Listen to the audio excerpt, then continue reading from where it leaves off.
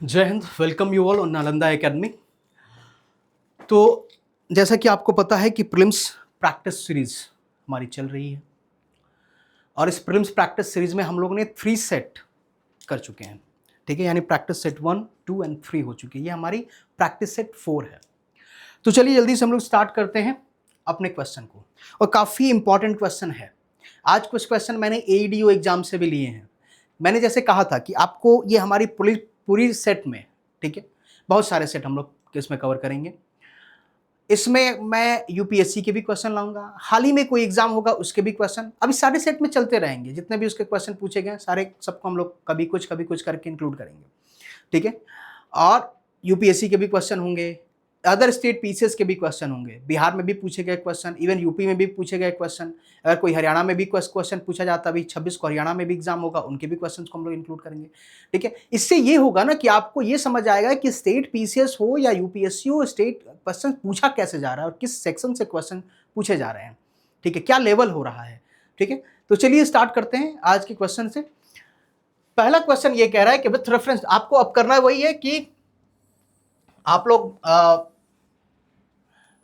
पहले क्वेश्चन को रीड करेंगे, उसके बाद वीडियो को पॉज करके आंसर करेंगे। कुछ दिन की बात है, फिर हम लोग लाइव आने वाले हैं। ठीक है, फिर लाइव में हम लोग लाइव आंसर करेंगे। ठीक है, चलिए। With reference to the legislative relation,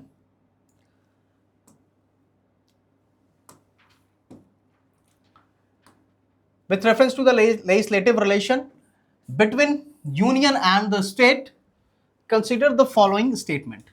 क्या कह रहा है पहला स्टेटमेंट? क्या कह रहा है? State law that has been reserve for the consideration of president and has received his assent may prevail over a law made by the parliament for the whole country. देखो, कह रहा है कि एक स्टेट लॉ है, यानी अगर state law को अगर रिजर्व की जा रही है फॉर कंसिडरेशन ऑफ प्रेसिडेंट के कंसिडरेशन के लिए अगर रिजर्व की जा रही है स्टेट लॉ को,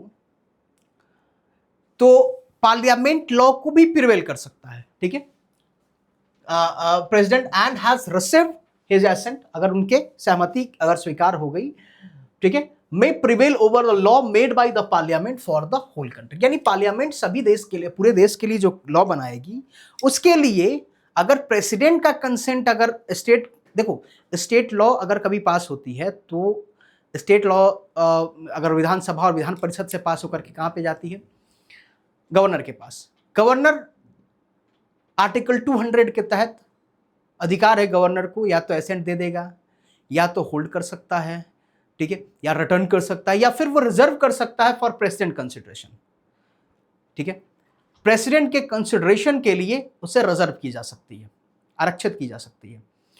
तो जब प्रेसिडेंट के कंसिडरेशन के लिए आरक्षित की जा सकती है, और अगर प्रेसिडेंट ने कंसिडरेशन दे दिया, ठीक है, उस केस में अब सपोज करो कि कंकरेंट लिस्ट का कोई पार्ट है, प्रेसिडेंट ने स्टेट लॉ से बनाया गया, प्रेसिडेंट ने कंसिडरेशन दे दिया, सहमति दे दी, और तभी पार्लियामेंट ने भी उस पर लॉ बनाया, उससे पहले पार्लियामेंट ने भी उस पर लॉ बना रखा है, तो क्या पार्लियामेंट का लॉ उस स्टेट में प्रिवेल करेगा? वो उस स्टेट का लॉ जो कि प्रेसिडेंट ने कंसिडरेशन किया है, प्रेसिडेंट ने एसेंट दी है, एट दैट टाइम स्टेट का लॉ जो है प्रिवेल होगा, यानी उसको मान्यता दी जाएगी इन दैट पर्टिकुलर स्टेट। याद रखिएगा, in that particular state, not for whole country. Whole country के लिए तो है नहीं, स्टेट का अगर कोई बिहार लॉ बनाता है वो बिहार के लिए बनाएगा। ठीक है, ये पहला स्टेटमेंट जो है ये करेक्ट है, पहला स्टेटमेंट जो है ये करेक्ट है। ठीक है, हिंदी वाले भी जरा एक बार देख लें कि राज्य का कानून जिसे राष्ट्रपति को स्वीकृति के लिए आरक्षित किया गया और जिस पर उनकी स्वीकृति प्राप्त हो गई है, संसद द्वारा पूरे देश के लिए बनाए गए कानून पर प्रबल हो सकता है, प्रबल होगा। ठीक है, तो ये करेक्ट है, ये करेक्ट है। ठीक है, नाउ नेक्स्ट देखिए, नेक्स्ट देखिए क्या कह रहा है? कह रहा है कि the constitution explicitly give primacy to the union list and the concurrent list over the state. कहने का मतलब कि ये कह रहा है कि जो कॉन्स्टिट्यूशन है, कॉन्स्टिट्यूशन ने स्पष्ट रूप से कहा है कि यूनियन लिस्ट और कंकरेंट लिस्ट जो होगा ये क्या करेगा, इनका स्टेट लिस्ट से ज्यादा प्रभाव जो है यूनियन लिस्ट और कंकरेंट लिस्ट का होगा। ठीक है, यानी ये एक्सप्लिसिटली यहां पे मेंशन की गई है, ठीक है, कि स्टेट लिस्ट और यूनियन लिस्ट पे ज्यादा, यानी संविधान स्पष्ट रूप से कहता है कि संघ सूची और समवर्ती सूची पर इनका राज्य सूची पर प्रभुत्व प्रदान करता है। आप जरा आर्टिकल 251(1) को पढ़ें तो ये कहता है कि यदि if a state law is repugnant to the central law on a subject in the concurrent list and the central law prevail, ठीक है, देन उस टाइम पे अगर देखो, कहने का मतलब कि कोई विसंगति होती है स्टेट लॉ और सेंट्रल लॉ में, कंकरेंट मैटर पे, कंकरेंट लिस्ट पे दोनों लॉ बना सकते हैं, सेंट्रल भी बना सकता है, स्टेट भी बना सकता है, लेकिन दोनों के बीच कोई कंफ्यूजन होता है, कोई विसंगति होती है, कोई कॉन्फ्लिक्ट होता है, तो उस केस में सेंट्रल लॉ प्रिवेल करेगा, ठीक है, whether it was passed before और आफ्टर द स्टेट लॉ, चाहे वो स्टेट लॉ के बाद बनाया गया हो या उसके पहले बनाया गया हो, ठीक है, and the state law become void to the extent of the repugnancy, जहां तक विसंगति होगी स्टेट लॉ वहां पे वॉइड होगा, ठीक है। अब इसका एक्सेप्शन का एक पार्ट देख लें, तो हमारा सेकंड पार्ट सही है कि एक्सप्लिसिटली मेंशन किया है, सेकंड ऑप्शन करेक्ट होगा। नाउ अब इसका एक्सेप्शन देखें तो आपका फर्स्ट का भी मिल जाएगा।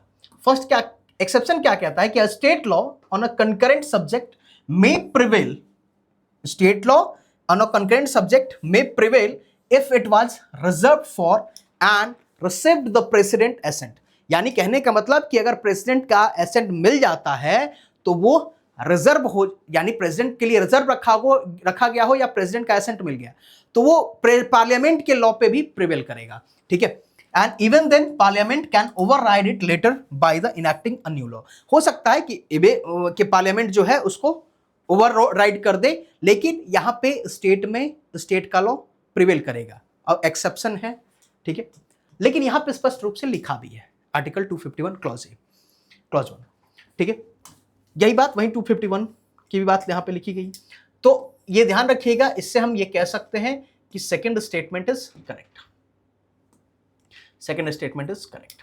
थर्ड देखिए, थर्ड क्या कह रहा है, all matter listed in the state list can be introduced in the state legislature without prior approval of the union और द प्रेसिडेंट। कह रहा है कि बिना जितना भी मैटर, जो भी मैटर, सभी मैटर राज्य सूची में सूचीबद्ध सभी मामलों को संघ या राष्ट्रपति के पूर्व स्वीकृति के बिना विधानमंडल में प्रस्तुत किया जा सकता है। देखिए, ऑल्दो लगभग मैटर्स को बिना, अगर राज्य कोई मैटर रखता है अपने विधानसभा में या विधान परिषद में, यानी राज्य के विधानमंडल में, तो उसे संघ की और राष्ट्रपति की मंजूरी की जरूरत नहीं पड़ती है, लेकिन कुछ मामलों को छोड़कर, ठीक है, तो यहां पे ये संपूर्ण सबकी ये बात कह रहा है, तो सब मामले में नहीं, कुछ मामलों को छोड़कर, जैसे आर्टिकल 304 इंडियन कॉन्स्टिट्यूशन आर्टिकल 304 ये कहता है कि restriction on trade, commerce and intercourse among the states, ठीक है, दो स्टेट्स के बीच का ट्रेड है, कॉमर्स की बात की जा रही है, व्यापार की बात की जाए, उस पर कुछ प्रतिबंध है, ठीक है, कह ये रहा है कि इम्पोज ऑन, यानी स्टेट लेजिस्लेचर में बाय लॉ के द्वारा impose on goods import from other states or union territory any tax to which similar goods manufacture or produce in that state, ठीक है, are subject so however as not to discriminate between the goods so imported and goods so manufactured produce। कहने का मतलब कि जो manufacture goods कर रहा है एक स्टेट में, वही मैन्युफैक्चर गुड दोनों में कर रहा है, दूसरे में कर रहा है, तो वहां पर डिस्क्रिमिनेट नहीं करेंगे। नाउ ये कह रहा है कि impose such reasonable restriction on the freedom of trade, commerce or intercourse with or within the state as may be required in the public interest, ठीक है। कहने का मतलब यह है कि हमें यहां पे कुछ पब्लिक इंटरेस्ट में, लोक हित में कुछ रिस्ट्रिक्शंस भी इसमें रखी गई है, ठीक है, लेकिन यहां पे यह भी कहा गया है कि provided that no bill or amendment for the purpose of clause B के लिए कोई भी बिल और कोई भी अमेंडमेंट, यानी कोई भी रीजनेबल रिस्ट्रिक्शन लगा रहे हैं किस पे, ऑन फ्रीडम ऑफ ट्रेड पे, कॉमर्स पे and intercourse with or within the state, तो उस केस में आप जो रीजनेबल रिस्ट्रिक्शन लगाएंगे ना फ्रीडम ऑफ ट्रेड पे, तो उस केस में कोई bill, no bill or amendment for the purpose of the clause B shall be introduce or moved in the legislature of state without previous sanction of the president. बिना president के sanction के, बिना राष्ट्रपति की मंजूरी के ऐसे बिल को स्टेट लेजिस्लेचर अपने सदन में नहीं रख सकता। ठीक है, एडीओ का पूछा गया क्वेश्चन, देखो कितना अच्छा क्वेश्चन है, बहुत कंफ्यूजन क्रिएट किया, इवन यूट्यूब पे मैक्सिमम आंसर गलत आ रहे हैं। ठीक है, तो यहां पे आर्टिकल 304 दे दिया।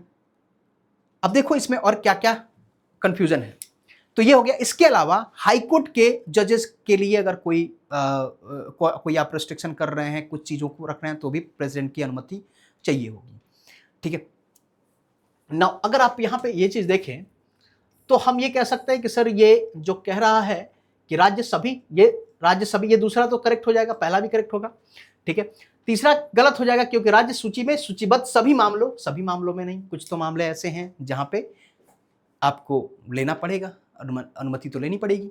ठीक है, तो यहां पे थर्ड रॉन्ग हो जाएगा, यहां पे वही बात कि थर्ड जो होगा रॉन्ग होगा।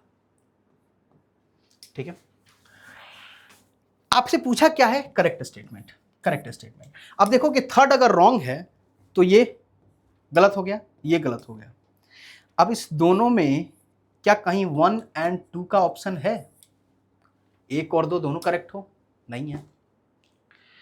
अब या तो 1 करेक्ट हो सकता है या तो 2 करेक्ट हो सकता है। ठीक है, अगर हम ऐसी बात करें तो हम कहेंगे कि सर 1 और 2 दोनों करेक्ट है, लेकिन यहां पे तो 3, तो इस केस में हमारा हो सकता है डी हमारा ऑप्शन आ जाए, हो सकता है। अब ये डिपेंड करता है, इसलिए मैं यहां इसको रखा कि ये डिपेंड करता है कि बिहार आयोग यानी बीपीएससी इस पे क्या आंसर लेती है, इसका आंसर बीपीएससी क्या करती है। ठीक है, क्या 2 को गलत माना जा रहा है, या तो 2 को गलत मानेंगे तब 1 करेक्ट होगा। ठीक है, अब डी तो हो नहीं सकता है, ये 3 है, इसमें 3 शामिल है, 3 बिल्कुल रॉन्ग है, तो दोनों गलत हो गया। क्या 1 करेक्ट होगा, क्या 2? अगर 1 करेक्ट है इसका मतलब 2 गलत है, दूसरा गलत है, दूसरा करेक्ट है इसका मतलब पहला गलत है, आपने मान रहे हैं। ठीक है, या अगर एग्जैक्ट आंसर क्या होगा, 1 और 2 करेक्ट। ठीक है, तो अब देखते हैं कि इसका आंसर क्या देता है। इंडिविजुअली इस स्टेटमेंट को आप ध्यान रखिएगा।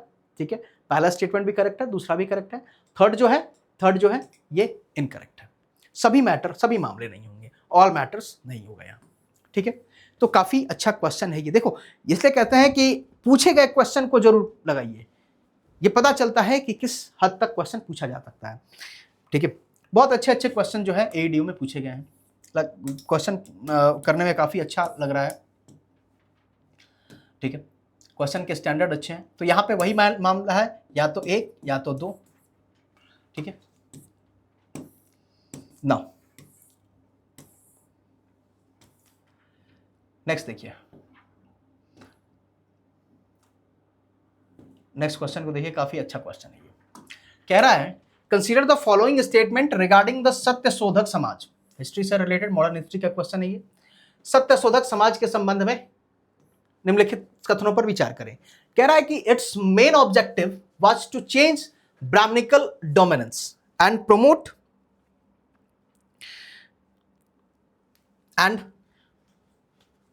its main objective was to change Brahminical dominance and promote equality for the lower caste। ठीक है, यानी इसका मुख्य उद्देश्य ब्राह्मणवादी प्रभुत्व को चुनौती देना और निचली जातियों के लिए समानता को बढ़ावा देना। ठीक है, सत्यशोधक समाज जो है ये ज्योतिबा फुले के द्वारा लाया गया, और ये लाया गया था 24 सितंबर 1873 को। 24 सितंबर 1873 को लाया गया था। ठीक है, इसमें कहा गया कि इसका मुख्य उद्देश्य जो रहा कि ब्राह्मणिकल ऑर्डर जो है, ब्राह्मणिकल डोमिनेंस, जो ब्राह्मणवादी प्रभुत्व है, उसको खत्म करना और इक्वालिटी को, समानता को प्रमोट करना। किसके लिए? लोअर कास्ट के लिए, जो नीची जातियां हैं उनके लिए समानता को प्रमोट करना। ठीक है, बहुत अच्छी, एकदम करेक्ट स्टेटमेंट है। ठीक है, एक स्टेटमेंट काफी करेक्ट, बिल्कुल करेक्ट है। सेकंड कह रहा है कि it work towards universal education for the women and lower caste. ठीक है, वुमेन और लोअर कास्ट के लिए यूनिवर्सल एजुकेशन की बात करता है। 1848 में ज्योतिबा फुले जी की जो वाइफ थी सावित्री फुले जी, इनके द्वारा पुणे में पहली, इंडिया की पहली गर्ल्स स्कूल की स्थापना की गई 1848 में। लिख लीजिएगा, 1848 में फर्स्ट गर्ल्स स्कूल खोला गया इन पुणे। किसके द्वारा? सावित्रीबाई फुले के द्वारा।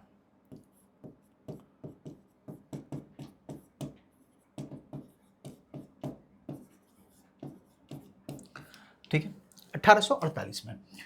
ठीक है, तो ये दूसरा स्टेटमेंट भी करेक्ट है, थर्ड क्या कह रहा है? The society promoted the idea of untouchability as a necessary social practice. ये तो बिल्कुल, देखो ये क्वेश्चन काफी आसान हो गया है।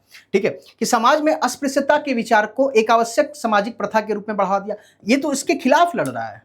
ठीक है, ये सोसाइटी, ये समाज जो है सत्यशोधक समाज, तो इनके खिलाफ लड़ा जा रहा है कि अनटचेबिलिटी के खिलाफ, अस्पृश्यता के खिलाफ। ठीक है, थर्ड ऑप्शन बिल्कुल इनकरेक्ट हो जाएगा, first and second is correct. ठीक है, यानी अब पूछ रहा है कि कितना, देखो ये एडीओ का पूछा गया क्वेश्चन है कि किसने कितने स्टेटमेंट इसमें करेक्ट है, कंप्लीट यूपीएससी की तरह इस पे पूछा है, तो इसलिए मैं कह रहा हूं 72nd बीपीएससी वालों सावधान हो जाओ, एग्जाम देना है तरीके से देना, फिर अच्छे से प्रिपरेशन करो। ठीक है, क्वेश्चन अच्छे लेवल के क्वेश्चन पे प्रैक्टिस करिए। तो first and second only two statement जो है ये करेक्ट है, केवल 2 स्टेटमेंट जो है करेक्ट है, ना। इसके अलावा आप याद रखिएगा कि सावित्रीबाई जो सत्यशोधक समाज के बारे में अगर मैं बताऊं तो ध्यान रखिएगा कि सत्यशोधक समाज, जिसको 24 सितंबर 1873 को 24 सितंबर 1873 को society of truth seeker Jyotiba Phule ji के द्वारा पुणे महाराष्ट्र में इसको स्थापित किया गया। ठीक है, पावरफुल सोशल रिलीजियस रिफॉर्म था, ये रिफॉर्म मूवमेंट था जिसने चैलेंज किया Brahmanical dominance and caste based inequality in the 19th century में कास्ट बेस्ड इनइक्वालिटी को यहाँ पे चैलेंज की गई। ठीक है, इसके अलावा सत्यशोधक समाज जो है, अगर इनके मोटो की बात करें तो इनका मोटो क्या है? सत्यशोधक समाज का जो मोटो है, उद्देश्य है, ठीक है, उद्देश्य है, इसको कहते हैं सर्व साक्षी जगतपति चला नाको मध्याष्ठी। ठीक है, सत्य साक्षी जगतपति चला नाको मध्याष्ठी, ये उद्देश्य था। इसका मतलब जो है कि the lord of universe is the sole witness, so no intermediary is needed. ठीक है, कहने का मतलब ब्रह्मांड के स्वामी ही एकमात्र साक्षी हैं, जो ईश्वर है वो एकमात्र साक्षी हैं। ठीक है, इसलिए किसी मध्यस्थ की आवश्यकता नहीं है। यानी यहां पे ये कहा गया है कि देखिए, यहां पे जो ब्राह्मण और जो हम कहते हैं ना पंडित, मतलब जो बीच में जो पुजारी, इस तरह की जो चीजें हैं, उनकी रिक्वायरमेंट नहीं है। यानी ईश्वर को पाने के लिए, ठीक है, इन ईश्वर जो है डायरेक्ट रूप से प्राप्त हो सकते हैं, यानी हम उनके डायरेक्ट पूजा कर सकते हैं। किसी मध्यस्थ की जरूरत यहाँ पे नहीं है, पुरोहितों की जरूरत नहीं है। ठीक है, पुजारी पुरोहितों की जरूरत नहीं है, यही बात यहाँ पे कही गई है। ठीक है, कि यह नारा धार्मिक और सामाजिक जीवन में पुरोहितों और मध्यस्थों, विशेष रूप से ब्राह्मणों की भूमिका को चुनौती देने के समाज के लक्ष्य को दर्शाता है। ठीक है, यहाँ पे समाज ने धार्मिक हठधर्मिता के स्थान पर सामाजिक सेवा और नैतिक आचरण को आध्यात्मिकता का सच्चा सार माना है। अब देखो यहां से क्वेश्चन बन सकता है, यहीं पे क्वेश्चन बन जाएगा। ठीक है, कि इस सोसाइटी के तहत, समाज के सत्यशोधक समाज के तहत समाज ने धार्मिक, यानी सत्यशोधक समाज ने धार्मिक हठधर्मिता के स्थान पर सामाजिक सेवा और नैतिक आचरण को आध्यात्मिकता का सच्चा सार माना है। ठीक है, ये आपका स्टेटमेंट यहीं पे बन जाएगा। ठीक है, इसलिए इनसे इसने लोगों को अंधविश्वास, रूढ़िवादी और वंशानुगत विशेषाधिकारों को पर प्रश्न उठाने के लिए भी प्रोत्साहित किया, ठीक है, ताकि अंधविश्वास खत्म हो सके। वंशानुगत जो विशेषाधिकार जो चल रहे हैं, हेरिडेटरी जो प्रिविलेजेस दे रहे हैं, उनको खत्म किया जा सके। जो रूढ़िवादी विचारधारा है उसको खत्म किया जा सके, ठीक है। और जो उपनिवेशिक भारत में सामाजिक मानवता का एक प्रारंभिक रूप था, ठीक है। तो ये इस तरह से आप सत्यशोधक समाज को देखो, किसी चीज को पढ़ो तो थोड़ा सा अच्छे से और भी डिटेल में, क्योंकि इससे रिलेटेड और भी क्वेश्चन बन सकते हैं। जैसे मैंने कहा कि इस स्टेटमेंट से क्वेश्चन बनाया जा सकता है, ठीक है। तो हमारा आंसर हो गया था। इसमें क्या होगा आंसर? केवल 2 करेक्ट हो गया, ओनली 2। नेक्स्ट देखिए, ये क्वेश्चन काफी अच्छा क्वेश्चन ये रहा है। देखिए, ये भी एडीओ का ही क्वेश्चन है। कह रहा है कि with reference to the burial practice of the Harappan, Harappa में दफनाने की प्रथाओं के संदर्भ में हड़प्पावासी 3 प्रकार की दफनाने की प्रथा का पालन करते थे: पूर्ण दफनाना, आंशिक दफनाना और दाह दफनाना, ठीक है। यानी Harappa follow the 3 type of burial practice: complete burial, fractional burial, ठीक है, एंड क्रेमेशन ब्यूरियल। तीनों प्रैक्टिस जो है हड़प्पा में की जाती थी, ठीक है। कहीं पे आंशिक रूप से और क्रेमेशन, ठीक है, यानी जो दाह दफनाना होता था यानी जलाया जाता था, और पूर्ण दफनाना, आंशिक दफनाना। ये स्टेटमेंट जो है आपका कंप्लीटली करेक्ट है, ठीक है, ठीक है। इसके अलावा हमने मल्टीपल ब्यूरियल भी देखा है, लोथल, जहां पे मल्टीपल ब्यूरियल देखा गया है, ठीक है, यानी 2 कपल ब्यूरियल देखा गया है, 2 लोगों को दफनाया गया एक साथ। इसके अलावा रोपर में एक मैन को कुत्ते के साथ दफनाया गया है, ये भी देखा गया, ठीक है। तो ये चीजें रही हैं। नाउ सेकंड देखिए, ये कह रहा है कि वे मृतकों को उत्तर दक्षिण दिशा में रखते थे, ठीक है। अगर अक्सर उनके साथ मिट्टी के बर्तन, औजार जैसे कब्र के सामान भी रखे जाते थे। देखो, ये चीजें उस टाइम भी थी कि वहां पे मिट्टी के बर्तन, औजार कब्र में जो है इसको रख दिया जाता था, या और औजार जैसे सामान कब्र में रखे जाते थे। ये माना जाता था ना कि देखो वहां पे एक पूर्व जन्म वाली भी वहां पे बात रहती थी, ठीक है, मानी जाती थी। तो यहाँ पे ये चीजें यानी कि नेक्स्ट बर्थ हो सकता है। और यहाँ पे जो है इसको ये बिलीव वहां पे हड़प्पा में था। सेकंड जो स्टेटमेंट है, ये भी स्टेटमेंट करेक्ट है कि नॉर्थ और साउथ दिशा में, नॉर्थ और साउथ ओरिएंटेशन में आज भी जब मृतक के लिए हम लोग, या आज भी ये चीजें मानी जाती है कि नॉर्थ और साउथ में रखा जाता है बॉडी को, ठीक है।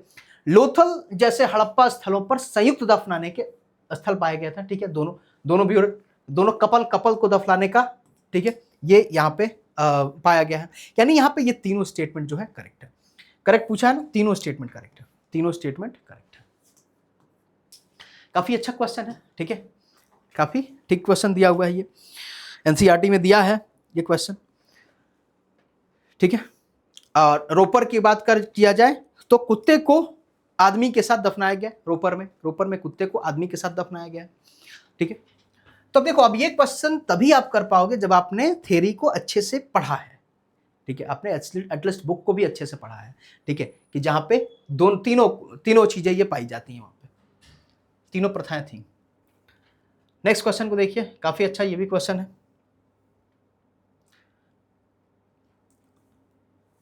कह रहा है कि consider the following statement 1, the zamindari association also known as the land holder society was established in 1838 in the colonial India to protect the interest of जमींदार। बिल्कुल करेक्ट स्टेटमेंट है कि जमींदारी एसोसिएशन जो है, जिसे लैंड होल्डर सोसाइटी के नाम से जाना जाता है, इसकी स्थापना 1838 में की गई थी। औपनिवेशिक भारत में जमींदार के हितों की रक्षा के लिए की गई थी, ठीक है। राधाकांत देव और द्वारकानाथ टैगोर के द्वारा इसकी स्थापना की गई थी 1838 में, to protect the land holders, ठीक है। यानी जो जमींदार, नाम ही है जमींदारी एसोसिएशन, जमींदारों के हितों के लिए की गई थी। नेक्स्ट कह रहा है, कथन 2 कह रहा है कि जमींदारी एसोसिएशन ने आम लोगों की समस्याओं के लिए आवाज उठाई और ग्रामीण आबादी को लाभ पहुंचाने वाले सुधार की वकालत की। बिल्कुल गलत स्टेटमेंट है, आम लोगों की तो बात ही नहीं किया, यहां पे लैंड होल्डर्स की बात की गई थी, जमींदारों की बात की गई थी। तो सेकंड स्टेटमेंट इनकरेक्ट है। क्या कह सकते हैं कि पहला स्टेटमेंट करेक्ट है, सेकंड इनकरेक्ट है, फर्स्ट करेक्ट है, सेकंड इनकरेक्ट है। तो आप देखिए ऑप्शन नंबर बी कह रहा है कि स्टेटमेंट 1 इनकरेक्ट एंड 2 इनकरेक्ट, ठीक है। कथन 1 सही है, कथन 2 गलत है। अच्छा, इसके बारे में थोड़ा सा कुछ जान लीजिए, ठीक है। बात करते हैं लैंड होल्डर सोसाइटी की, जमींदारी एसोसिएशन। जमींदारी एसोसिएशन, लैंड होल्डर सोसाइटी 1838 में, कहीं कहीं पे 1829 विधेयक 39 विधेयक 1838 में इसको लाया गया था। द्वारकानाथ टैगोर,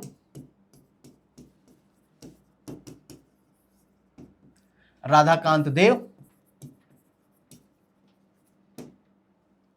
ये लोग इसके फाउंडर थे, ये लोग इसके फाउंडर थे, इनके द्वारा स्थापित की गई थी कोलकाता में, कोलकाता में एस्टैब्लिश की गई थी। इसमें कुछ लोग और भी एसोसिएटेड हैं, ठीक है, इसमें और भी एसोसिएटेड हैं। इसमें कौन कौन लोग हैं, तो इसमें आपके बभनी चरण बंदोपाध्याय हैं, प्रसन्न कुमार हैं, ठीक है, और रामकमल सेन, बभनी चरण बंदोपाध्याय, बभनी चरण बंदोपाध्याय, रामकमल सेन, प्रसन्न कुमार, ये लोग एसोसिएटेड है। आपसे पूछ देगा कौन कौन लोग एसोसिएटेड हैं, ठीक है, कौन कौन लोग एसोसिएटेड हैं, तो आप इसको आप इनको ध्यान रखिएगा, ठीक है। बभनी चरण बंदोपाध्याय भी थे, ठीक है। इसके अलावा इन्होंने अस्थाई बंदोबस्त की वकालत की, ठीक है। किसकी वकालत की, एडवोकेटेड परमानेंट सेटलमेंट, इन्होंने परमानेंट सेटलमेंट की बात की, परमानेंट सेटलमेंट की बात की, परमानेंट सेटलमेंट, अस्थाई बंदोबस्त, ताकि लैंड होल्डर्स राइट्स की बात की, जमींदारों के अधिकार की बात की, यहां पे कॉमन मैन की बात नहीं की, ठीक है, कॉमन मैन की बात नहीं की, ठीक है। इसके अलावा आप याद रखिएगा कि Bengal British India society, Bengal British India society स्थापित किया गया, ठीक है। ये Bengal British India society Calcutta में स्थापित किया गया। Bengal British India society, Bengal British India society, ये किया गया था कलकत्ता में, और ये 1843 में, 1843 में इसकी स्थापना हुई थी, 20 अप्रैल 1843 को, 20 अप्रैल 1843 को ये किया था। इसकी स्थापना की गई थी जॉर्ज थॉमसन के द्वारा, जॉर्ज थॉमसन के द्वारा, जॉर्ज थॉमसन ने इसकी स्थापना की थी, ठीक है। 1851 में बंगाल ब्रिटिश इंडिया सोसाइटी और जमींदारी एसोसिएशन, जमींदारी एसोसिएशन, इन दोनों को मर्ज कर दिया गया, मर्ज कर दिया गया 1851 में। जब दोनों को मर्ज कर दिया गया तो इसके बाद जो इसका नाम बना, ये बना British India association, British India association, British India association. और ब्रिटिश इंडिया एसोसिएशन जो था, ब्रिटिश इंडिया एसोसिएशन, ये इसके पहले प्रेसिडेंट बने, फर्स्ट प्रेसिडेंट बने राधाकांत देव, पहले इसके प्रेसिडेंट बने, अध्यक्ष बने राधाकांत देव, Radhakant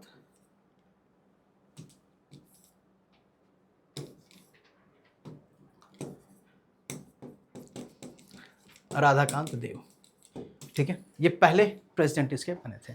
Bengal British India association, तो याद रखेंगे जमींदारी एसोसिएशन, ठीक है, और बंगाल ब्रिटिश इंडिया सोसाइटी, ये 1843 में बना था जॉर्ज थॉमसन के द्वारा, 20 अप्रैल 1843 में। 1851 में दोनों को मर्ज कर दिया गया, ठीक है, दोनों को मर्ज कर दिया गया, ठीक है। विलियम एडम ने 1839 में बनाया था,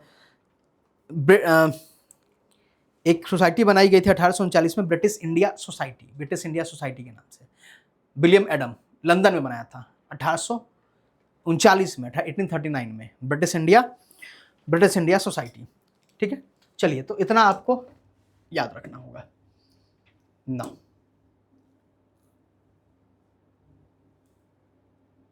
कहाँ गया, ठीक है। चलिए नेक्स्ट क्वेश्चन पे आते हैं।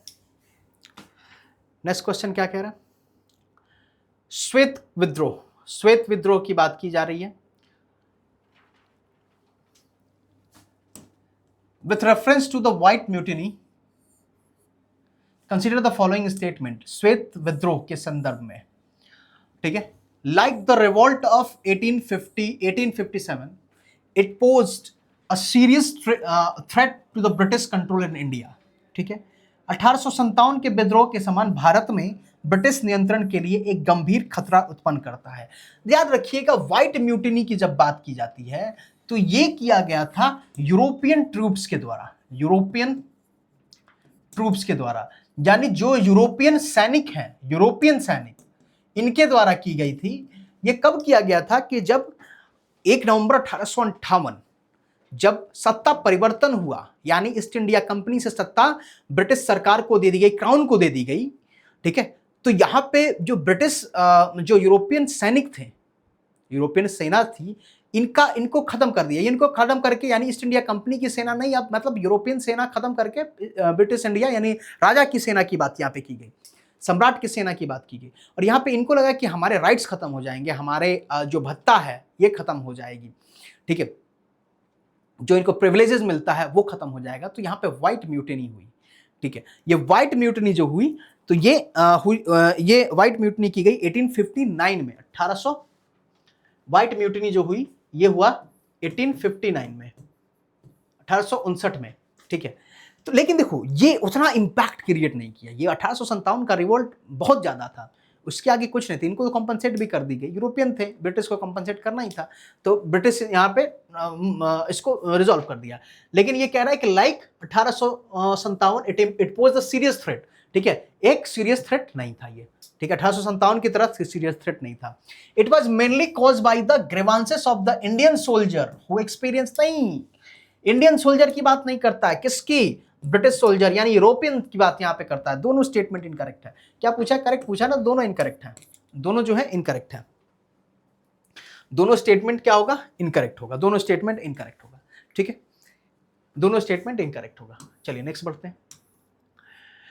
1927 में देखिए, ये बेसिकली जो प्रीलिम्स के लिए, मतलब बीपीएससी के लिए ही काफी इंपॉर्टेंट है, ठीक है। 1927 में पटना में वेटनरी कॉलेज की स्थापना के लिए किस समिति का गठन किया गया था, ठीक है। देखिए, veterinary college, Patna veterinary college के लिए बिहार वेटनरी कॉलेज के नाम से जाना जाता है,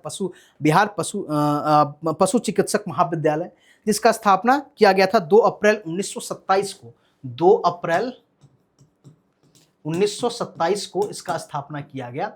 और इस टाइम पे इसके लिए मतलब इसमें जो ज़्यादा इसकी स्थापना जो की गई, किनके द्वारा की गई थी, तो sir Henry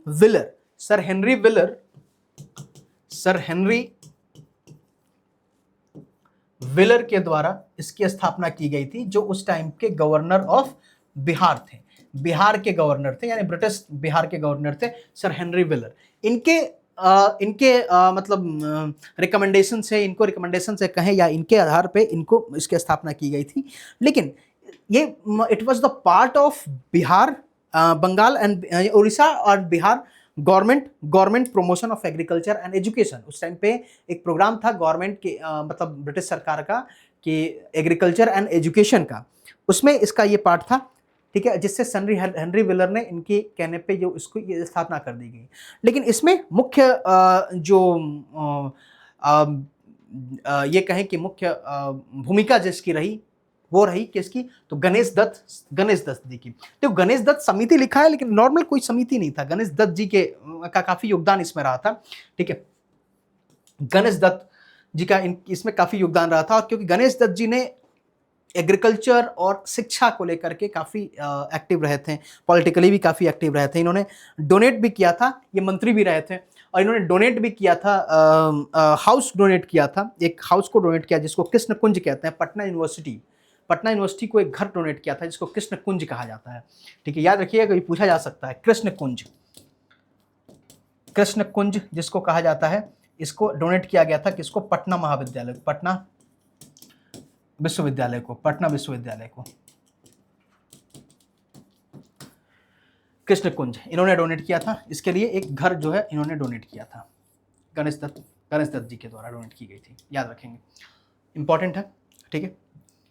now next question देखिए, ये यूपीएससी 2017-13 का पूछा गया क्वेश्चन है। कह रहा निम्नलिखित में से, अब ये इकोनॉमिक्स का क्वेश्चन है, निम्नलिखित में से कौन सा समूह भारत के विदेशी मुद्रा भंडारण में शामिल नहीं है? ठीक है, भारत के विदेशी मुद्रा भंडारण में शामिल नहीं है। याद रखिएगा भारत के विदेशी मुद्रा भंडारण में क्या क्या शामिल होता है, तो फॉरेन करेंसी एसेट, जो फॉरेन करेंसी है वो शामिल है। ठीक है, फॉरेन करेंसी शामिल है, गोल्ड होल्डिंग, गोल्ड जो शामिल होता है। ठीक है, मुद्रा, विदेशी मुद्रा परिसंपत्ति। ठीक है, गोल्ड, गोल्ड होल्डिंग शामिल होता है।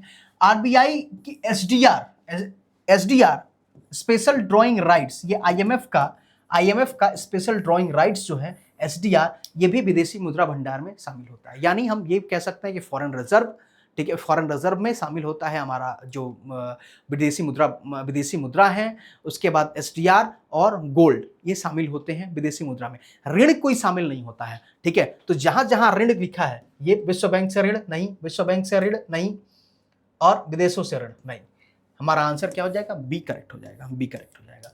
ठीक है, तो विदेशी मुद्रा भंडार में, ठीक है, foreign currency asset, gold holding of the reserve bank of RBI and SDR भी शामिल है।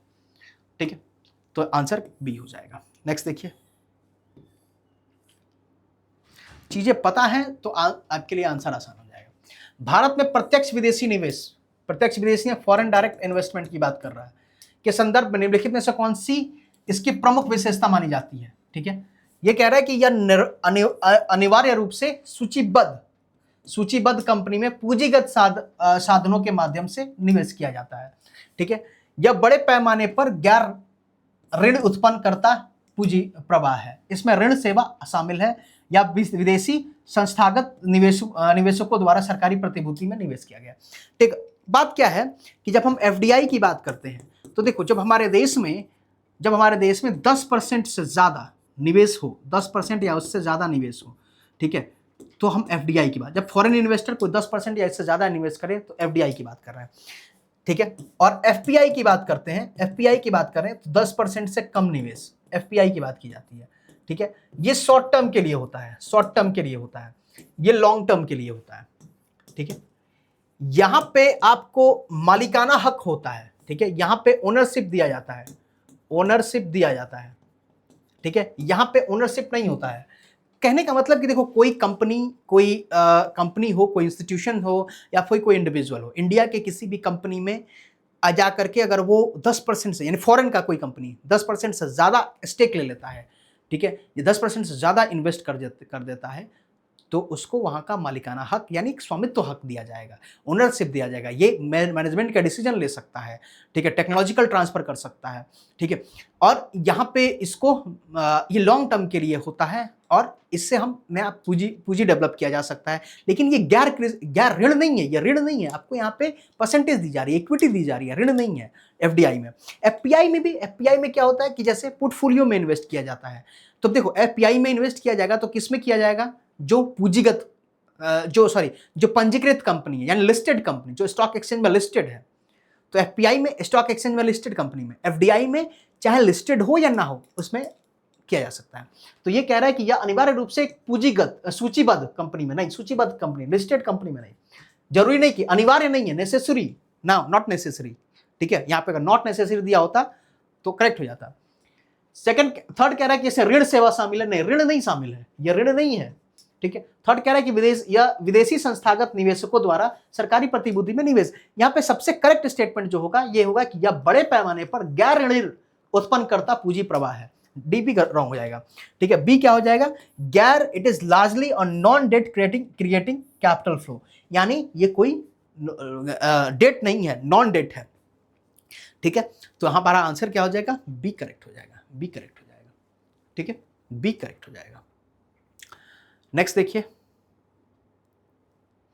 कह रहा है कि भारतीय रिजर्व बैंक द्वारा विदेशी बैंकों के साथ व्यवहार करते समय लागू किए गए नियम के संदर्भ में। ठीक है, यानी रिजर्व बैंक जब किसी फॉरेन बैंक के साथ डील करता है तो क्या उसका उसमें प्रक्रिया होगी। देखिए, भारत में पूर्ण स्वामित्व वाली सहायक बैंकिंग सहायक कंपनियों के लिए कोई न्यूनतम पूंजी आवश्यकता नहीं है। कह रहा है कि there is no minimum capital requirement for wholly owned wholly owned banking subsidiary in India. कहने का मतलब ये आपका क्वेश्चन ये कह रहा है कि अगर कोई फॉरेन कंट्री है, कोई फॉरेन बैंक है, वो अपनी ब्रांच इंडिया में खोलना चाह रहा है तो क्या उसकी क्या कंडीशन होगी। ठीक है, ये कह रहा है कि कोई न्यूनतम पूंजी की आवश्यकता नहीं, गलत स्टेटमेंट है, क्योंकि आपको लगभग 500 करोड़ यानी 5 बिलियन रुपीज चाहिए। 500 करोड़ का मिनिमम कैपिटल होना चाहिए, यहां पे मिनिमम कैपिटल होना चाहिए 500 करोड़ की। ठीक है, नेक्स्ट कह रहा है कि भारत में पूर्ण स्वामित्व वाली बैंकिंग सहायक कंपनियों के लिए बोर्ड में कम से कम 50% सदस्य भारतीय नागरिक के होने चाहिए। बिल्कुल करेक्ट है कि 50% सदस्य जो होंगे for wholly owned banking subsidiary India, at least 50% of the board member must be the Indian citizen. तो ऐसे कंपनियों के लिए जो फॉरेन कंपनियां, फॉरेन बैंक है जो इंडिया में अगर अपनी ब्रांच खोलनी चाह रही है तो दो शर्तें याद रखिएगा, पूछा जा सकता है कि पहली कि उसके पास 500 करोड़ का 5 बिलियन रुपीज में मिनिमम कैपिटल होना चाहिए, न्यूनतम पूंजी होनी चाहिए। दूसरा कह रहा है कि उनके जो बोर्ड मेंबर होंगे उसमें 50% मेंबर जो होने चाहिए वो इंडियन होने चाहिए। ठीक है, 50% जो मेंबर होंगे वो क्या होंगे, इंडियन होंगे। ठीक है, तो यहां पे क्या होगा, केवल 2 करेक्ट है, सही पूछा है ना, केवल 2 करेक्ट है। ओनली 2, रुक जाओ, हाँ ठीक है, ओनली 2 करेक्ट है, ओनली 2 करेक्ट है, पहला गलत होगा, ओनली 2 करेक्ट होगा। ठीक है, देखिए नेक्स्ट देखिए,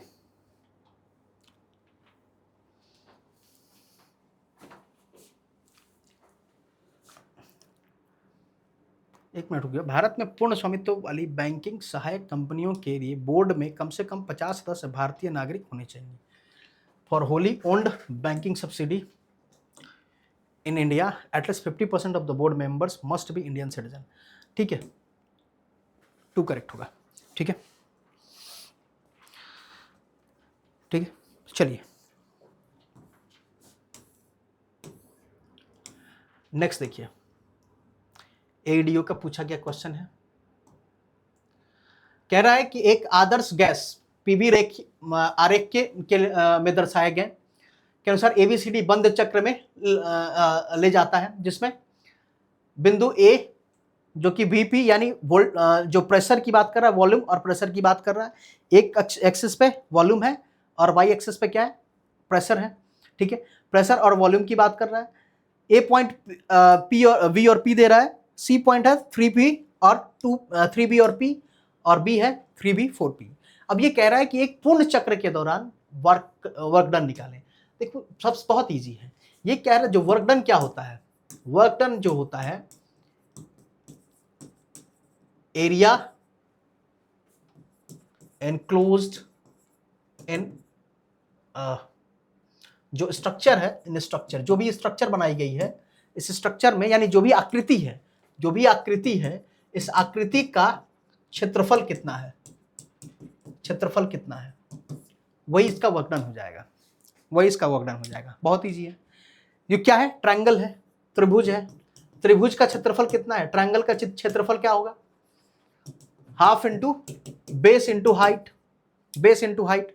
बेस कितना है, अब देखिए यहां पे, अब आपको यहां पे जरा ग्राफ को देखना होगा, यहां पे कितना है, v है सिर्फ, यानी एक पॉइंट यहां तक आ गया है, यहां पे कितना है 3, हमको ये पॉइंट लेना है, तो v यहां पे है।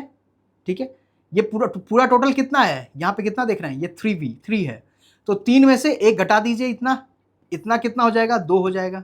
ठीक है, यानी बेस कितना है, बेस कितना है 2। अब 2 के साथ क्या लिखेंगे, v लिखेंगे। ठीक है, v की बात कर रहे हैं, वोल्टेज सॉरी वॉल्यूम की बात कर रहे हैं ना। अब यहां पे इस देखिए p, अब इसको देखेंगे, हाइट को देखेंगे, हाइट में क्या कर रहे हैं, यहां तक कितना है 4p। ठीक है 4p, और यहां पे कितना है p, हमको इतना ही लेना है ना, हमको बस इतना चाहिए ना इसका एरिया, तो इस 4p में से एक p घटाइए, कितना हो गया 3p।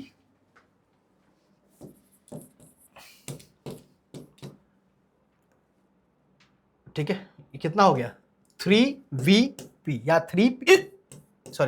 3pv कहिए या 3vp कहिए, आंसर क्या हो जाएगा, बी। बी आपका करेक्ट आंसर हो जाएगा। 1 मिनट जरा टाइम दीजिएगा मुझे।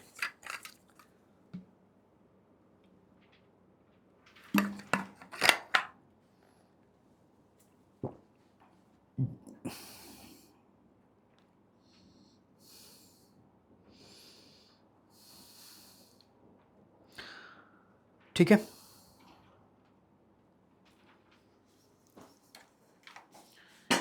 चलिए नेक्स्ट क्वेश्चन को देखते हैं। तो इस तरह का क्वेश्चन है, क्वेश्चन आसान है, बस थोड़ा सा समझना पड़ेगा। देखिए, कह रहे हैं कि ब्रिटिश काल के दौरान भारत में पहली बार स्थापित निम्नलिखित प्रकार के उद्योगों और मिलों को कालानुक्रमिक क्रम में व्यवस्थित करें। ठीक है, यानी इंडस्ट्रीज को इसके टाइम के अनुसार इंडस्ट्रीज को आपको सजाना है। कह रहा है कि पहली कपास मिल, ठीक है, फर्स्ट कॉटन मिल, पहली कपास mill, first jute mill, first paper mill, first steel plant. ठीक है, तो पहली कपास मिल की मैं बात करूं तो फर्स्ट पेपर मिल, जो पेपर मिल हुआ 1812 में, पहला पेपर मिल जो हुआ 1812 में, ठीक है, 1812 में ये पहला पेपर मिला था। Shrirampur West Bengal, WB West Bengal में। ठीक है, वेस्ट बंगाल में इसको ओपन किया गया था।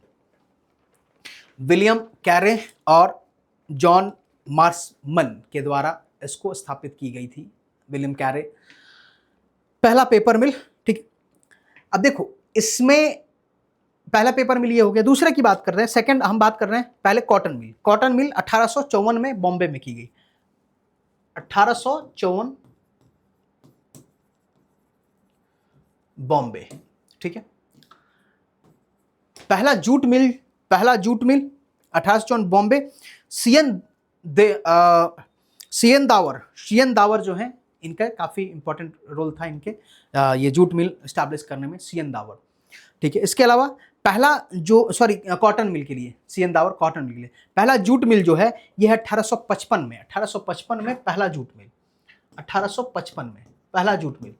ठीक है, और ये पहला जूट मिल जो था रिसरा में था, कोलकाता के पास रिसरा है, वहां पे इसकी स्थापना की गई थी। जॉर्ज ऑकलैंड जो थे, इनका काफी इंपॉर्टेंट रोल रहा था जूट मिल को स्थापित करने में। पहला स्टील प्लांट 1907 में टिस्को जमशेदपुर, 1907 टिस्को जमशेदपुर। अब इसको जरा सा सजाइए, सबसे पुराना क्या होगा?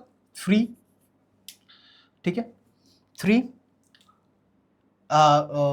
पेपर मिल, उसके बाद क्या होगा? कॉटन मिल, उसके बाद जूट मिल, उसके बाद स्टील प्लांट। कहीं ऐसा ऑप्शन दिया नहीं गया है। क्यों ऑप्शन नहीं दिया गया है? क्योंकि पेपर मिल को, कई लोग पेपर मिल को ये लिखते हैं कि पेपर मिल की स्थापना 1870 में की गई थी, 1870 में की गई थी। ठीक है, कई जगहों पे लिखा भी है। पहला ये था कि 1812 में जो पहली से पेपर मिल खुली गई वो सक्सेसफुल नहीं रही।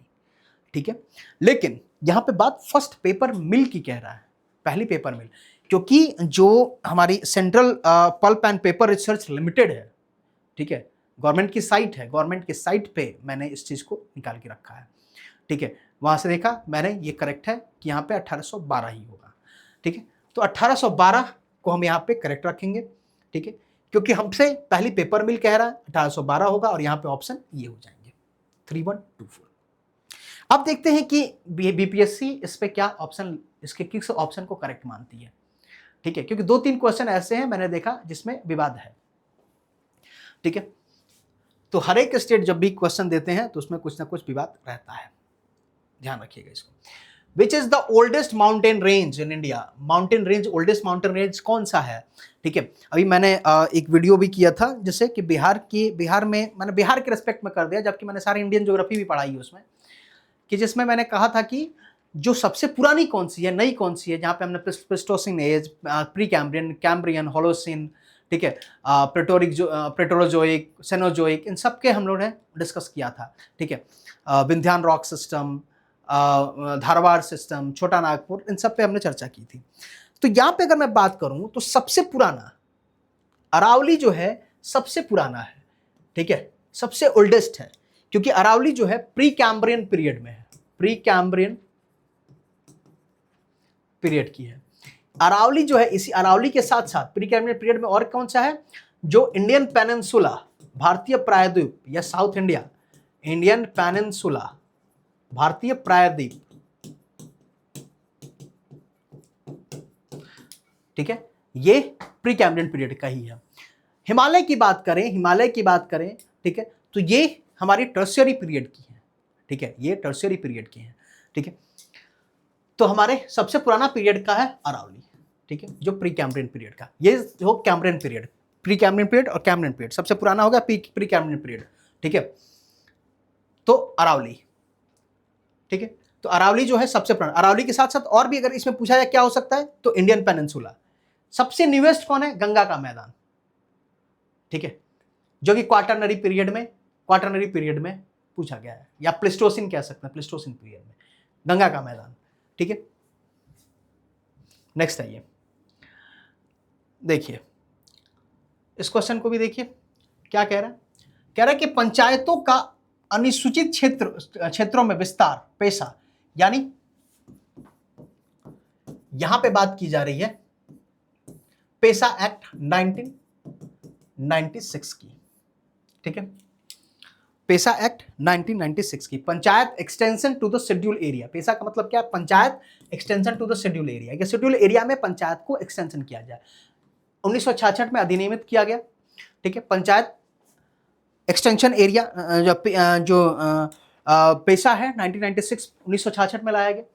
इसके अलावा 1996 में अनुसूचित 5 क्षेत्रों में ग्राम सभाओं को वैधानिक दर्जा प्राप्त प्रदान करना, ताकि अनुसूचित क्षेत्र में 5 अनुसूची के जो क्षेत्र हैं उनमें ग्राम सभाओं में जो इनको एक वैधानिक दर्जा देना, ठीक है। इसके अलावा कहता है कि अधिनियम की धारा 4I के अनुसार विकास परियोजनाओं के लिए किसी भी भूमि अधिग्रहण से पहले ग्राम सभा या पंचायत की सहमति आवश्यक है।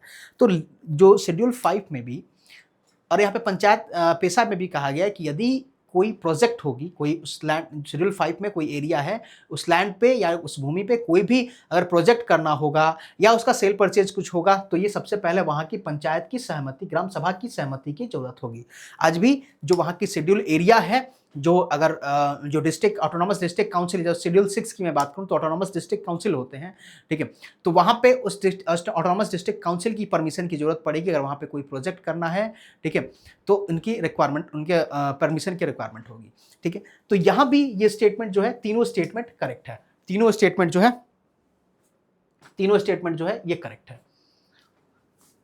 ठीक है, तीनों स्टेटमेंट करेक्ट है, ठीक है। तो उपयुक्त सभी, इसका आंसर क्या होगा, उपयुक्त सभी, ठीक है, उपयुक्त सभी इसके आंसर होंगे, ठीक है। करेक्ट पूछा है ना, सही उत्तर पूछा है, तो उपयुक्त सभी, तीनों स्टेटमेंट जो है इसका करेक्ट होगा, ठीक है। चलिए नेक्स्ट क्वेश्चन पे आते हैं। कह रहे कि भारत में निम्नलिखित में से कौन मुद्रास्फीति को नियंत्रित करके मूल्य स्थिरता बनाए रखने के लिए जिम्मेदार है। In India which of the following is responsible for maintaining the price stability by controlling the inflation. ये भी यूपीएससी का पूछा गया क्वेश्चन है कि इन्फ्लेशन को कौन कंट्रोल कर सकता है, मुद्रास्फीति को कौन नियंत्रित करके अपनी मूल्य जो स्थिरता को बनाए रखने में जिम्मेदार है। क्या उपभोक्ता मामलों का विभाग, व्यय प्रबंधन, वित्तीय स्थिरता, वित्तीय विकास परिषद और भारतीय रिजर्व बैंक। तो याद रखिएगा, भारतीय रिजर्व बैंक एमपीसी की स्थापना इसीलिए की गई थी, मॉनेटरी पॉलिसी कमेटी की स्थापना इसीलिए की गई थी ताकि मुद्रास्फीति को कंट्रोल रखा जा सके। एमपीसी जो कि मई 2016 में इसकी स्थापना की गई थी उर्जित पटेल की कमेटी के रिकमेंडेशन पे, और यहाँ पे किया गया था कि एमपीसी का काम होगा, प्राइमरी वर्क जो होगा वो इन्फ्लेशन को कंट्रोल करना होगा, रेपो रेट को डिसाइड करना होगा, ठीक है, यानी policy rate benchmark, external benchmark को डिसाइड करना होगा, ठीक है। तो भारतीय रिजर्व बैंक जो है इसका मेनली वर्क, जो ये कंट्रोल यानी इन्फ्लेशन को कंट्रोल रखने में काफी अहम योगदान इनका रहता है, ठीक। 15 देखिए, नेक्स्ट देखिए क्वेश्चन, कह रहा है कि मौद्रिक नीति समिति, अभी इस पे हम लोग बात कर रहे थे, एमपीसी के संबंध में निम्नलिखित में से कौन से कथन सही है। या आरबीआई की बेंचमार्क ब्याज दरों का निर्धारण करती है। बात सही है कि आरबीआई के लिए देखो बेंचमार्क ब्याज दर, बेंचमार्क रेपो रेट को डिसाइड करती है, और रेपो रेट जो है एक तरह से एक बेंचमार्क के रूप में काम करता है।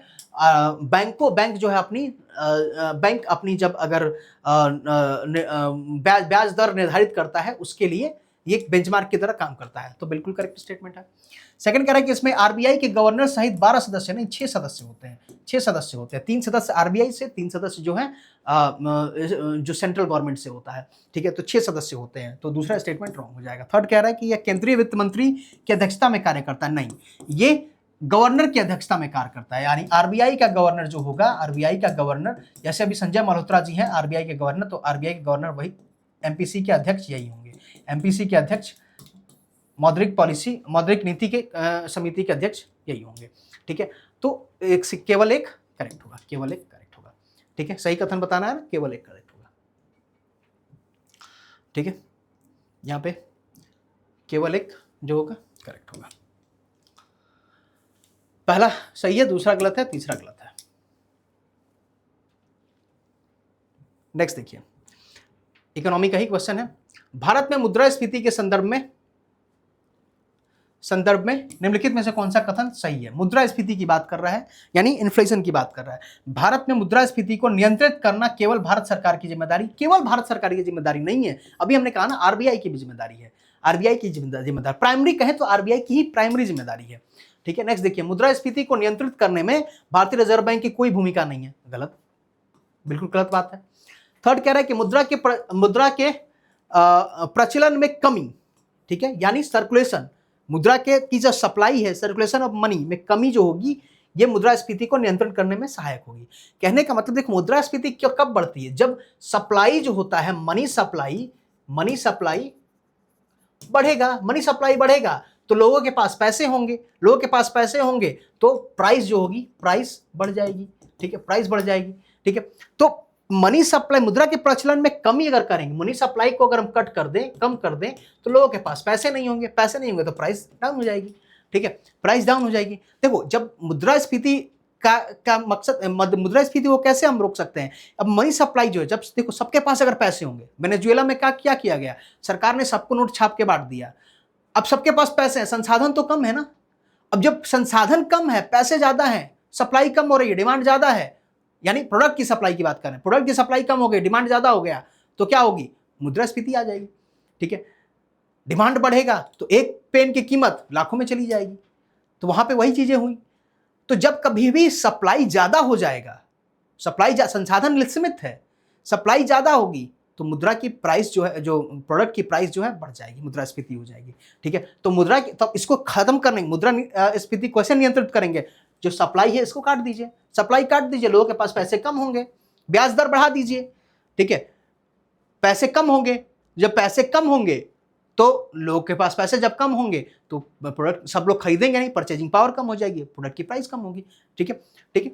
तो क्या होगा? मुद्रा के प्रचलन में कमी जो मुद्रास्फीति को नियंत्रित करने में सहायक होती है। कह रहे हैं कि मुद्रा का बढ़ावा प्रचलन, तो बढ़ावा हम तब देंगे जब अपस्फीति होगी, याद रखिएगा, जब डिफ्लेशन होगा, ठीक है, अपस्फीति होगी तो हम इसको बढ़ा देते हैं, और मुद्रास्फीति होगी तो उसको कम कर देते हैं, घटा देते हैं, ठीक है, कमी कर देते हैं। तो सी जो है आपका करेक्ट आंसर हो जाएगा। इसका इंग्लिश नहीं है, ओके। चलिए नेक्स्ट देखिए, if the RBI decides to adopt an expansionist monetary policy, ठीक है, which of the following would it not do? UPSC 2020 का क्वेश्चन है। आरबीआई विस्तारवादी मौद्रिक नीति अपनाने का निर्णय लेता है तो यह निम्नलिखित में से कौन सा कार्य नहीं करेगा? यानी अगर एक्सपेंशनिस्ट पॉलिसी, एक्सपेंशन का मतलब क्या है कि हम विस्तारवादी, ठीक है, एक होता है संकुचित, कॉन्ट्रैक्शनरी, ठीक है, यह है एक्सपेंशनिस्ट डोविस मॉडल, ठीक है। तो उदारवादी मॉडल में क्या किया जाता है? उदारवादी मॉडल का मतलब कि हमें मनी सप्लाई को बढ़ाना है, ठीक है। उदारवादी एक्सपेंशन करने का मतलब क्या होगा कि मनी सप्लाई को बढ़ाना, मनी सप्लाई को बढ़ाना। तो मनी सप्लाई को बढ़ाने के लिए क्या किया जाएगा? क्या ये क्या करेगा? Cut and optimise the statutory liquidity ratio.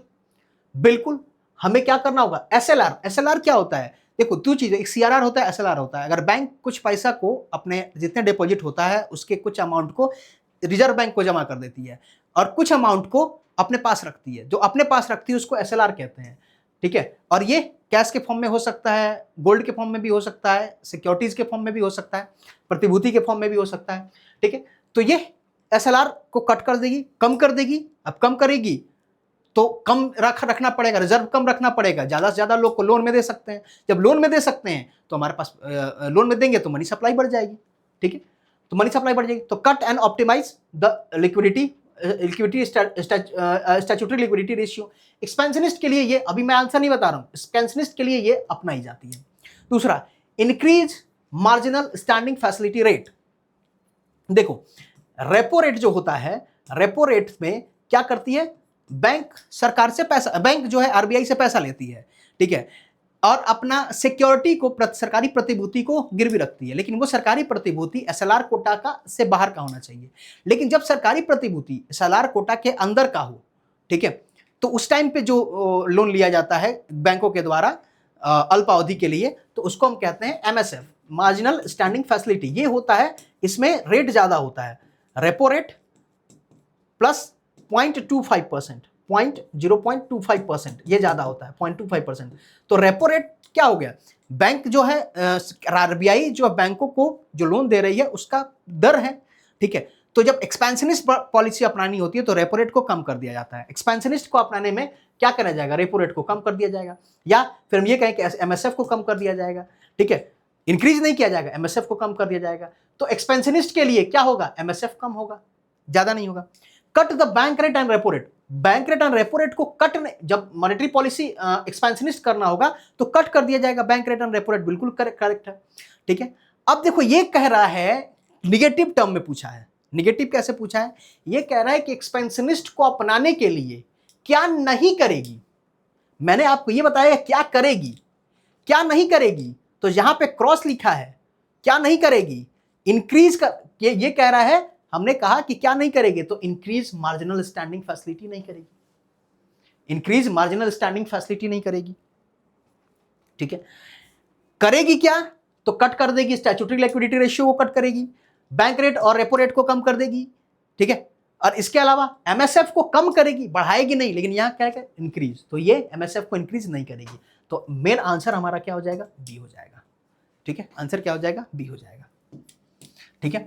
थोड़ा सा इस पे बहुत सोचना पड़ता है। एमपीसी के जो टूल्स हैं, जो बैंकिंग टूल्स है, मनी एंड बैंकिंग जो होता है आपके इकोनॉमिक्स का सबसे इंपॉर्टेंट टॉपिक होता है, इंपॉर्टेंट चैप्टर होता है, ठीक है, और अपने आप में बहुत बड़ा टॉपिक है ये।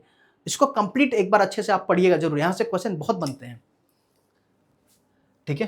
ज्यादातर जो यूपी पीसीएस के एग्जाम देते हैं उनके लिए बहुत इंपॉर्टेंट है। बिहार पीसीएस में भी पूछा गया क्वेश्चन है इसमें, बिहार पीसीएस में भी यहां से क्वेश्चन पूछा जाता है। नेक्स्ट देखिए, in the context of Indian economy consider the following, ठीक है, भारतीय अर्थव्यवस्था के संदर्भ में बैंक दर, खुला बाजार परिचालन, bank rate, open market operation, public debt, public revenue, public debt, public, इनमें से कौन सा है जो मौद्रिक नीति का घटक है, यानी मॉनेटरी पॉलिसी का कंपोनेंट है। तो याद रखिएगा, मॉनेटरी पॉलिसी का कंपोनेंट है repo rate, MSF, CRR, SLR, ठीक है, उसके बाद बैंक दर, बैंक रेट है, उसके बाद खुला बाजार परिचालन है, ठीक है, बैंक रेट है, ओपन मार्केट ऑपरेशन है। ओपन मार्केट ऑपरेशन जहां पे आरबीआई जो है सेल परचेज करती है सिक्योरिटीज का, गवर्नमेंट सिक्योरिटीज का, सरकारी प्रतिभूति का, ठीक है, ये दोनों जो है ये क्या है, एमपीसी का कंपोनेंट है, ओनली 1 और 2, ठीक है। सार्वजनिक ऋण और सार्वजनिक राजस्व नहीं है, ठीक है, सिर्फ 1 और 2, ये क्या है, ये कंपोनेंट है मॉनेटरी पॉलिसी का, ठीक है, तो ध्यान रखेंगे।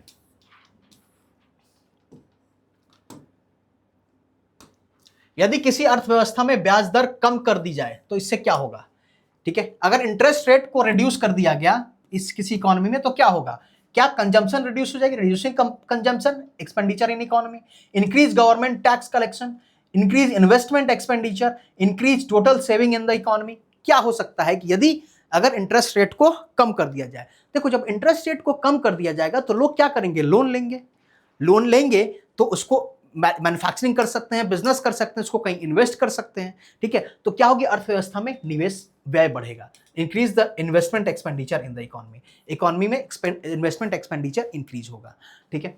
चलिए नेक्स्ट क्वेश्चन को देखिए। नेक्स्ट क्वेश्चन क्या कह रहा है कि कीमतों में सामान्य स्तर में वृद्धि निम्न कारणों से हो सकती है, ठीक है, an increase in the general level of the price can caused by, कीमतों में सामान्य स्तर में वृद्धि जो है किस कारण से हो सकती है, कि an increase in the money supply, money supply को, अगर मनी सप्लाई को बढ़ाया जाए तो क्या होगा, प्राइस बढ़ जाएगी, प्राइस की जो कीमत होगी, क्योंकि जब मनी सप्लाई को बढ़ाया जाएगा तो सबके पास पैसे होंगे, तो प्राइस बाय डिफॉल्ट बढ़ जाएगा। ठीक है, तो मुद्रा आपूर्ति इंक्रीज होगा, मनी सप्लाई। नेक्स्ट क्या कह रहा है, क्या decrease in the level of aggregate output. ठीक है, कुल उत्पादन स्तर में कमी हो जाएगी, कुल उत्पादन स्तर में कमी हो जाएगी। एक minute, increase in general level of prices, कीमतों में सामान्य स्तर में वृद्धि निम्न कारणों से हो सकती है। हाँ बिल्कुल ठीक है, मुद्रा आपूर्ति में वृद्धि अगर इंक्रीज कर देंगे, इंक्रीज करेंगे, इंक्रीज करते हैं मनी सप्लाई, तो मनी सप्लाई इंक्रीज करेंगे तो कीमतों में वृद्धि हो जाएगी। ठीक है, अगर डिक्रीज कर दिए in the level of aggregate output, यानी कुल उत्पादन स्तर में कमी, कुल उत्पादन स्तर में कमी है, अगर कुल उत्पादन स्तर में कमी होगी, ठीक है, देखो दो चीजों से बढ़ेगी, या तो उत्पादन स्तर में बिल्कुल कमी हो जाए और मनी सप्लाई बढ़ जाए, सबके पास पैसे हो तो प्राइस बढ़ जाएगी। उत्पादन स्तर में कमी हो जाए, प्रोडक्ट का सप्लाई ही ना हो पाए तो भी प्राइस बढ़ जाएगा।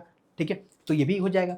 प्रभावी मांग में वृद्धि, increase in the effective demand, जो डिमांड जो है उसमें वृद्धि हो रही है, अगर डिमांड में वृद्धि हो रही है, डिमांड जो है उसमें अगर वृद्धि हो रही है, यानी प्रभावी मांग जो है इफेक्टिव डिमांड, और डिमांड बढ़ रही है तो भी क्या होगा, डिमांड बढ़ रही है, उसके बाद इंक्रीज कुल उत्पादन में कमी हो गई, मुद्रा आपूर्ति में वृद्धि है, तो ऑब्वियसली है कि प्राइस जो है बढ़ेगा। ठीक है, तो आंसर क्या हो जाएगा, 1 2 3, 1 2 3, प्राइस में इंक्रीज होगा, प्राइस इंक्रीज होगी। ठीक है, नेक्स्ट देखिए, with reference to the writ jurisdiction in India, writ jurisdiction की बात कर रहा है, तो consider the following statement, writ jurisdiction is a form of original jurisdiction not appellate. बिल्कुल, ये डायरेक्ट आप रीट के लिए अप्लाई कर सकते हैं, रीट के लिए जा सकते हैं। ठीक है, आर्टिकल 32 के तहत डायरेक्ट सुप्रीम कोर्ट में अगर फंडामेंटल राइट का वायलेशन है जा सकते हैं। आर्टिकल 2 to 6 के तहत हाई कोर्ट में आप रीट का कर सकते हैं, और हाई कोर्ट किसके लिए करेगा, फंडामेंटल राइट के लिए भी और लीगल राइट के लिए भी, दोनों के लिए आप रीट जारी करवा सकते हैं हाई कोर्ट से। ठीक है, तो पहला स्टेटमेंट करेक्ट है, ये कोई अपील नहीं है, ये ओरिजिनल जुरिस्डिक्शन है। ठीक है, और मतलब ओरिजिनल रीट के लिए जुरिस्डिक्शन, रीट के जुरिस्डिक्शन है ओरिजिनल, यानी यहां पे हम ओरिजिनली जा सकते हैं। ठीक है, it can be exercised by the high court और द सुप्रीम कोर्ट, बिल्कुल हाई कोर्ट और सुप्रीम कोर्ट के द्वारा रीट जारी किया जा सकता है। ठीक है, इनके द्वारा एक्सेप्शन केस में अगर पार्लियामेंट चाहे तो किसी अदर कोर्ट को भी अधिकार दे सकती है रीट जारी करने का, लेकिन एक्सेप्शन है। ठीक है, ये दोनों आपके करेक्ट स्टेटमेंट है। क्या पूछा है, करेक्ट पूछा है, तो क्या हो जाएगा, करेक्ट हो जाएगा। ठीक है, देखिए मैंने कहा था कि मिक्स टाइप के क्वेश्चन होंगे। ठीक है, और काफ़ी अच्छे क्वेश्चन हैं, इकोनॉमी के भी हैं, हिस्ट्री के भी रहेंगे, पॉलिटी से भी रहेंगे, ज्योग्राफी के भी क्वेश्चन हमने प्रीवियस में देखा था। ठीक है, तो ये सारे क्वेश्चन मिक्स क्वेश्चन रहेंगे। आपको मैं अच्छे क्वेश्चन लेकर आऊँगा ताकि आपकी प्रैक्टिस अच्छी हो सके और आप नॉलेज ले सकें। ठीक है, चीज़ों की जानकारी आपको मिल सके। ठीक है, तो चलिए आज के लिए इतना ही, मिलते हैं नेक्स्ट लेक्चर में। थैंक यू सो मच, जय हिंद। थोड़ा शेयर कर दीजिएगा, लाइक भी कर दीजिएगा, ताकि अदर भी जो है बच्चों के पास ये वीडियो पहुंच सके। Thank you so much.